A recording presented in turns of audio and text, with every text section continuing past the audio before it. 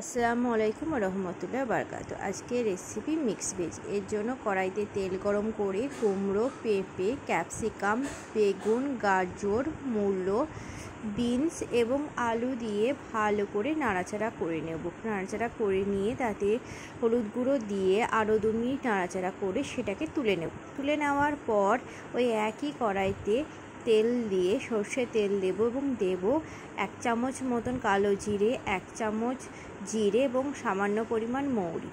দেওয়ার পর পেঁয়াজ কুচি, আদা রসুন বাটা 1 চামচ মতন এবং পরিমাণ মতন লঙ্কা এবং রেগুলার মশলা লবণ দিয়ে মশলাটা কষিয়ে নেব। কষিয়ে নেওয়ার পর হালকা করে ভেজে রাখা সমস্ত সবজিগুলোকে দিয়ে ভালো করে নাড়াচাড়া করে নেব। একটু ভালো করে কষিয়ে নিয়ে তাতে পরিমাণ মতন জল দিয়ে এটা কুক হওয়ার জন্য রেখে দেব।